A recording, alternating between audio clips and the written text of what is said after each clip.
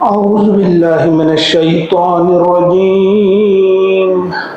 بسم الله الرحمن الرحيم. إنا أنزلنا عليك الكتاب للناس بالحق فمن اهتدى فلنفسه ومن ضل فإنما يضل عليها وما أنت عليهم بوكيل. صدق اللہ العظیم.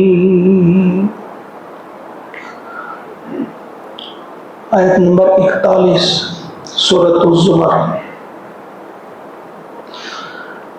اللہ کا ارشاد ہوتا ہے اپنے پیارے نبی محمد عربی صلی اللہ علیہ وسلم سے، فرماتے ہیں انا بے شک ہم نے، انزلنا ہم نے نازل کیا، علیک آپ پر، الکتاب کتاب ہم نے اتاری آپ پر یہ کتاب یعنی قرآن کریم، للناس لوگوں کے لیے، بالحق حق کے ساتھ. یعنی یہ کتاب جو ہم نے اتاری ہے اس میں لوگوں کے لیے ہدایات ہیں، یہ ہم نے حق کے ساتھ اتاری ہے.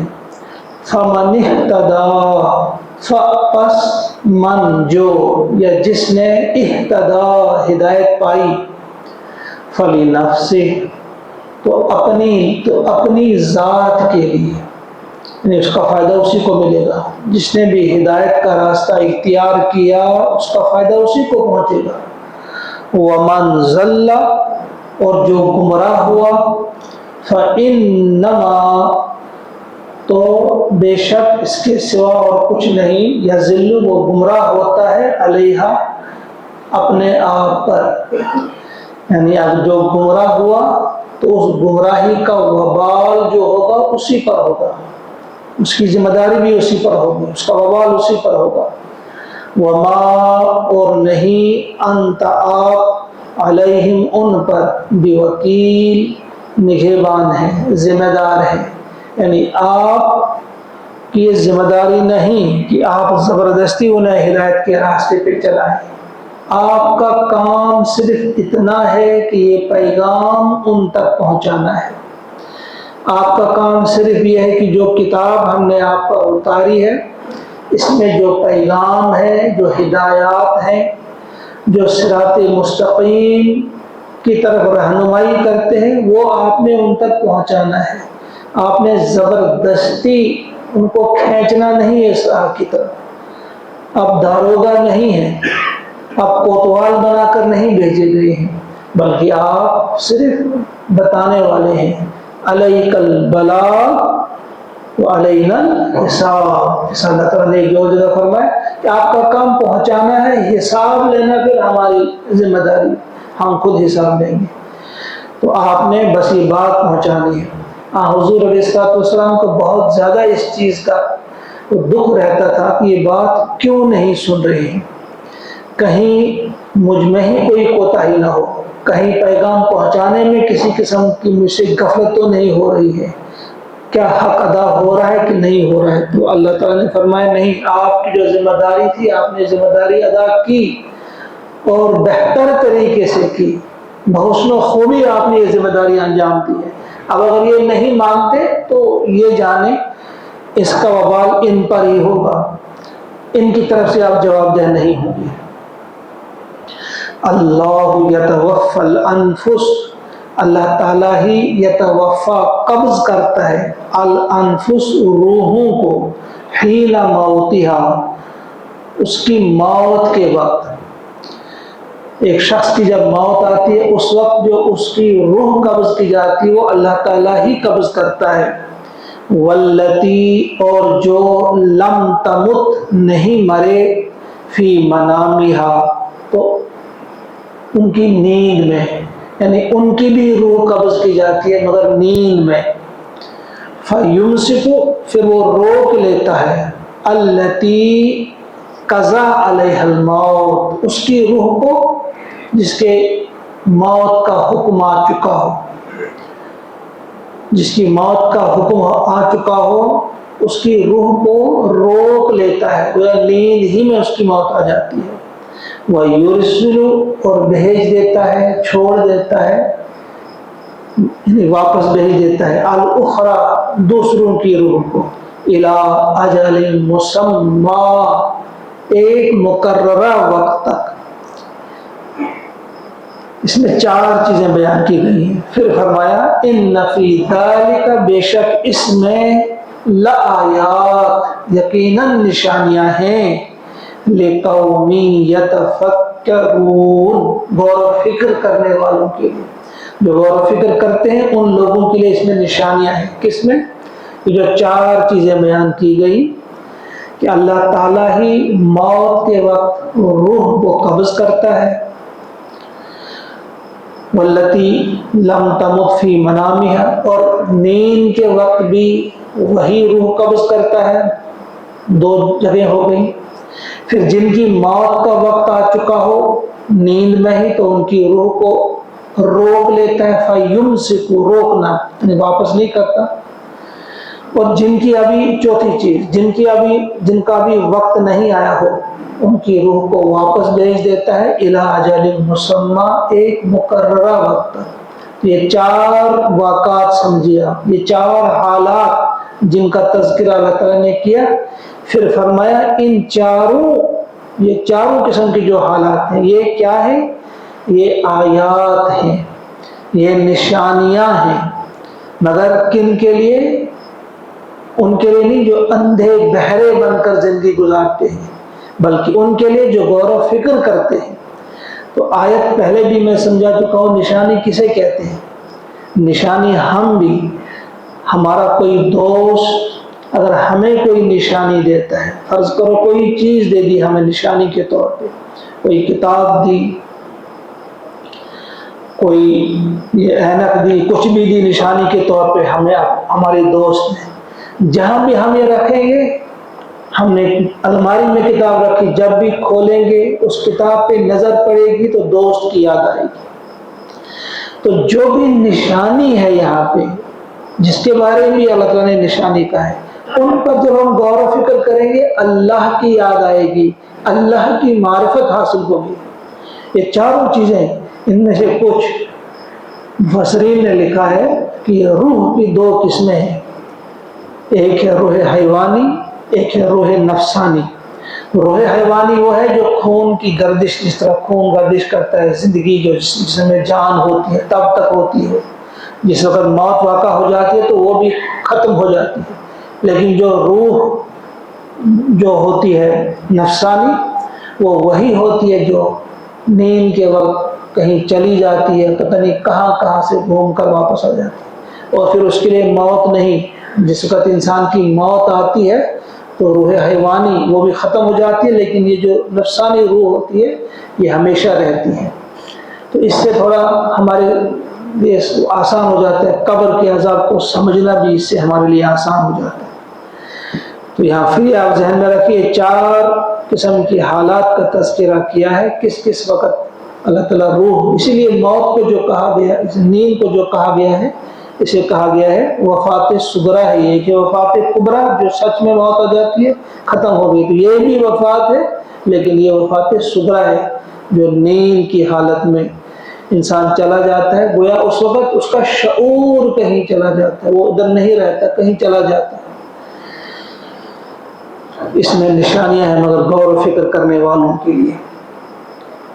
ام اتخذوا من دون اللہ شفعاء، ام کیا، اتخذوا انہوں نے بنا لیا، من دون اللہ اللہ کے سوا، شفعاء شفاعت کرنے والے، کیا انہوں نے سمجھ لیا ہے، کیا ان کا یہ عقیدہ ہے، کیا ان کا یہ ماننا ہے کہ اللہ کے علاوہ کچھ اور بھی معبود ہیں جو ان کی سفارش کریں گے؟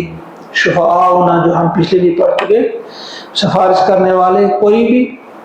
قل کہہ دیجئے، اولو کانو، کیا اگر وہ ہوں لا یملکون بالکل بھی اختیار نہ رکھتے ہوں، شیئن کچھ بھی اختیار نہ رکھتے ہوں، ولا یعقلون اور نہ سمجھ رکھتے ہوں، کیا ایسوں کی شفاعت کا، ایسوں کی سفارش کا وہ عقیدہ رکھتے ہیں کہ جو جن کی ملکیت میں کچھ نہیں، جو کسی چیز کے مالک نہیں، جن کے اختیار میں کچھ نہیں، اور نہ وہ عقل رکھتے ہیں؟ یعنی کچھ لوگ مانتے تھے جو ان کے اصنام ہوتے تھے، بت ہوتے تھے لکڑی کے، مٹی کے، وہ کہتے تھے ہم یہ ہمارے سفارشی ہیں، یہ خدا نہیں، خدا تو وہی ہے لیکن یہ ہماری سفارش کریں گے۔ بھائی کیسے سفارش کریں گے؟ نہ تو وہ عقل رکھتے ہیں، سوچ سمجھ نہیں رکھتے ہیں، اور نہ ان کے اختیار میں کچھ ہے، تو کیسے کریں گے؟ فرمایا یہ کیسی عقل ان کی ہے، یہ عقل سے کام کیوں نہیں لیتے ہیں کہ بے جان چیزیں اور خود ہی اپنی ہاتھوں سے بنائی ہوئی چیزیں وہ سفارش کریں گی؟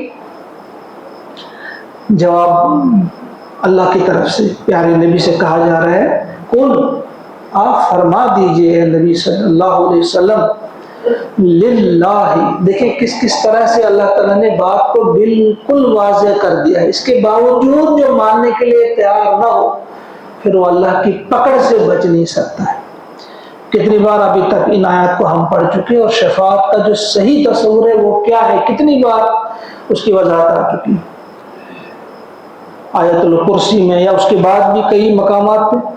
فرمایا کل کہہ دیجئے، للہ الشفاعت جمیعا، شفاعت جو ہے اس کا اختیار صرف اور صرف اللہ کے لیے، مکمل، تمام، یعنی جو بھی شفاعت ہے وہ تو اللہ ہی کے اختیار میں، کسی اور کو اختیار نہیں، للہ، اللہ ہی کے لیے، الشفاعت، شفاعت جمیعا، تمام، لہو ملک السماوات والارض، اسی کے لیے ہے بادشاہی آسمانوں اور زمین کی، وہی آسمانوں اور زمین کا بادشاہ ہے۔ ثم پھر الیہ، اسی کی طرف، ترجعون، تم لوٹائے جاؤ گے، یعنی کلی اختیار جو اللہ کے ہاتھ ہے، وہ جب چاہے گا کسی کو کہ تم کرو سفارش تو وہ کر سکے گا، اور جس کے حق میں کہا جائے گا کہ اس کی سفارش کرو تو اسی کے حق میں کیا جائے گا۔ اور یہ بھی ذہن میں رہے کہ اللہ تعالیٰ العدل اس کا ایک نام ہے، وہ عدل کرنے والا ہے۔ اس چیز کو ذہن سے نکال دینا ہے سبھی نے کہ ایک شخص عمر بھر چوریاں کرتے رہے، رشوتیں کھاتے رہے، دوسروں کے حق ہڑپ کرتا رہے، پھر وہ کہے کہ میری سفارش ہوگی، شفاعت ہوگی تو میں چلا گیا جنت میں، تو یہ عقیدہ باطل عقیدہ ہے۔ اللہ تعالیٰ ہرگز ناانصافی کرنے والے نہیں۔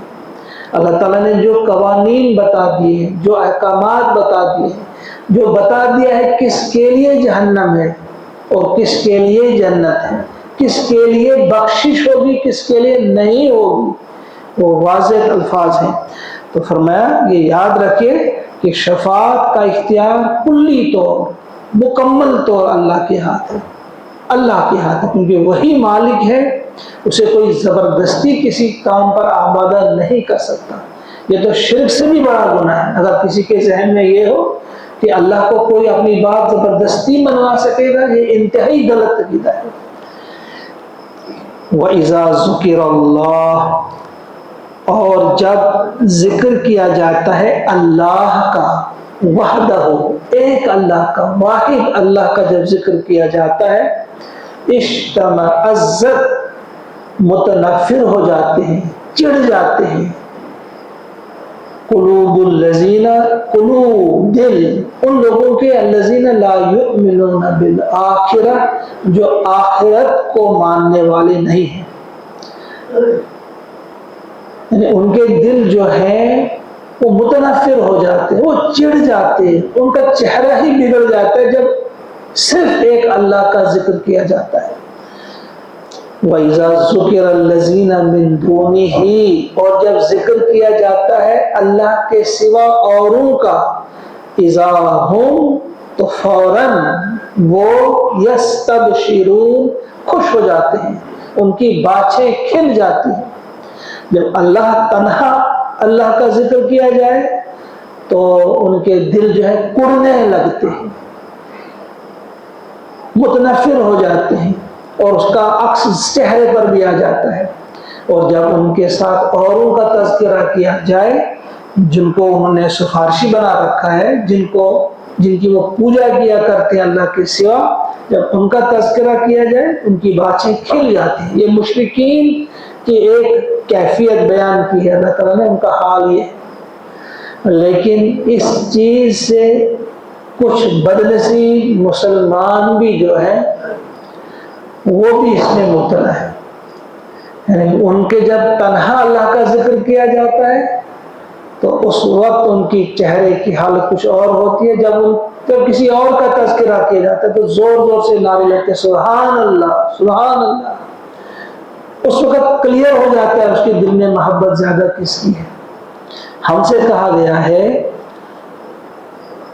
وَمِنَ النَّاسِ مَن يَتَّخِذُ مِن دُونِ اللَّهِ أَندَادًا يُحِبُّونَهُمْ كَحُبِّ اللَّهِ، کچھ لوگوں نے اللہ کے سوا کچھ اور ہمسر بنا رکھے ہیں، ان سے وہ ایسی محبت کرتے جیسی اللہ سے کرتے تھے۔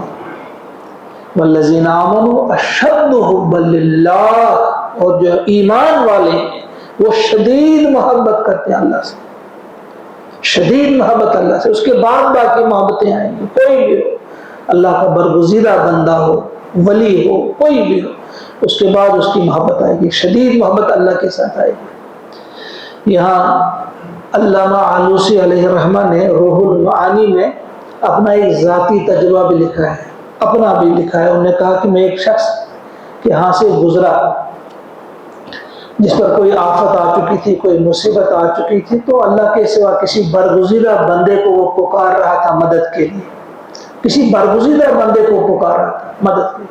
کہا میں نے اس سے کہا کہ ارے بھائی مدد کے لیے پکارنا ہے تو اللہ کو پکارو، کیونکہ اللہ نے خود فرمایا ہے قرآن پاک میں وَإِذَا سَأَلَكَ عِبَادِي عَنِّي فَإِنِّي قَرِيبٌ أُجِيبُ دَعْوَةَ الدَّاعِ إِذَا دَعَانِ فَلْيَسْتَجِيبُوا لِي وَلْيُؤْمِنُوا بِي لَعَلَّهُمْ يَرْشُدُونَ۔ مجھ سے اللہ نے خود فرمایا کہ مجھ سے مانگو، جب بھی مانگنا ہے مجھ سے مانگو، میں بہت قریب ہوں۔ تو اس نے کہا کہ پھر کہ یہ لوگ جو ہیں یہ اولیاء کو نہیں مانتے۔ کہا پھر یہ بھی لکھا انہوں نے کہ جب بعد میں سننے میں یہ بھی آیا کہ اس نے کہا اتنا ہی نہیں کہ اولیاء کو نہیں مانتے، بلکہ یہ بھی کہ اولیاء زیادہ جلدی سنتے ہیں، یعنی زیادہ وہ ہمارے حق میں کام بناتے ہیں۔ تو اس وقت بھی آپ دیکھیں گے بہت سارے لوگ ایسے آپ کو ملیں گے اللہ سے زیادہ ان کو امیدیں ہوگی اولیاء کرام سے، ایسا نہیں ہے۔ اللہ سے زیادہ کوئی رحم کرنے والا نہیں، ترس کھانے والا نہیں، سب سے زیادہ رحم کرنے والا تو اللہ ہی ہے، کوئی اور کیسے ہو سکتا ہے۔ یہ اس کے بعد جو سورت آنے والی ہے سورہ مومن، اس میں اس کا تذکرہ آپ پھر پڑھیں گے ذالکم بأن اللہ اذا دعی اللہ وحدہ کفرتم۔ جب وہاں جہنم میں کچھ لوگوں کو ڈالا جائے گا، جب وہاں وہ چل رہے ہوں گے پھر کہیں گے ربنا امتنا اثنتین واحییتنا اثنتین فاعترفنا بذنوبنا، جو کہیں گے اب ہمیں نکالو یہاں سے، ایک بار موقع دے دو، 2 بار آپ نے مارا ہمیں، 2 بار جلایا، تو کہا جائے گا کہ یہ وہ لوگ ہیں جب پکارا جاتا تھا صرف اللہ کو، کفر تم نے اس کا انکار کیا، اور جب اس کے علاوہ اوروں کو پکارا جاتا تھا تو تم نے ایمان لیا، تم اس وقت مان جاتے تھے۔ تو ہمارا یہ حال ہونا چاہیے، ہمیں بار بار اپنے دلوں کا جائزہ لینا چاہیے کہ ہم توحید جو ہے توحید خالص، کہ اللہ کی محبت اللہ ہی کام بنانے والا ہے اور اللہ ہی سے زیادہ محبت کی جانی چاہیے۔ اولیاء کرام سے محبت تو ایمان کا حصہ ہے، جزو ایمان ہے، کیوں نہ رکھی جائے اولیاء کرام سے محبت، انبیاء کرام سے محبت، لیکن مدد جو مانگنی ہے، مدد جو طلب کرنی ہے صرف اور صرف اللہ سے، مدد تو اللہ ہی سے طلب کی جائے گی۔ اللہ تعالیٰ سے دعا ہے کہ ہم سب کو توفیق عطا فرمائے کہ ان آیات میں جو سبق یہ قرآن ہمیں سمجھانا چاہتا ہے وہ ہماری سمجھ میں آ جائے، اور عمل کرنے کی بھی اللہ تعالی ہمیں توفیق عطا فرمائے. اللہم اجعل القرآن ربیع قلوبنا ونور ابصارنا وشفاء صدورنا وذهاب همومنا وغمومنا. سبحان ربك رب العزة عما يصفون وسلام على المرسلين والحمد لله رب العالمين. السلام علیکم.